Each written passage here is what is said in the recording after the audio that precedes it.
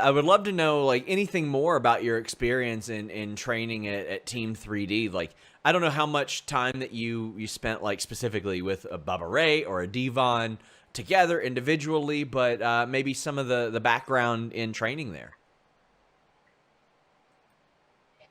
Yeah. So when I moved to Florida, I wasn't 100% sure where I was going to go. My instinct was just to move to Florida, and then I was very lucky to have met somebody at my gym who trained at Team 3D. And so when I got there, right away you can just tell like this is legit. This is the place I need to go because they do not joke around with their training. It Yeah. was you would show up, you would stretch and do core for like 20 minutes, then you would spend the next hour and a half doing drills. And it was like this little room in the back of an old school gym that had no AC, just one or two big fans to keep the ring dry and stuff like that.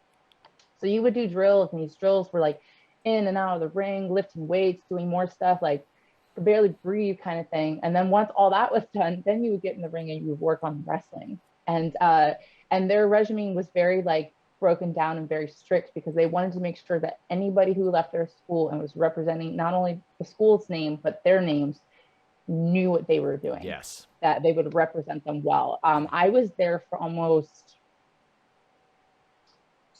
2.5 years Mm-hmm. before I even had. Actually, no, I'm sorry. I was there for a year and a half or so before I ever had my first match, and then even after I had my first match, I was there for like another half a year, year and a half, training because they're very adamant and they keep up with like any of their students who they know are taking it seriously. They keep up with them. Yeah. They keep in check. They're like, hey, how you doing? Like I remember one time I was working at Cracker Barrel after I started finally doing independence, and Ring of Honor was, this was in Orlando, and Ring of Honor was in town for a pay-per-view, and Bubba came into the Cracker Barrel that I worked at, and he like it was like one of those really intense moments where I was in the middle of walking to one of my tables as he was walking to the stand to get a table, Yeah. and I just looked up and we both made eye contact, and I went, ah, crap.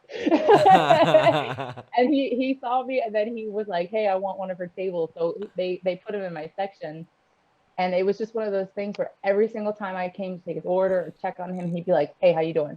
What have you been up to? Where have you been working at? Like, are you still training? Blah, blah, blah. Like, so, like that's just a silly story, like a Yeah. random moment. But even then, like it was about like, hey, I'm checking up on you kind of thing. So they're very adamant about making sure that the people who are putting the work in and are very serious about it, that they are finding the most success. And like I've even had them reach out to me, like, hey, like I've seen what you're up to. I'm really proud of you. Like, if you ever need any advice, please hit me up.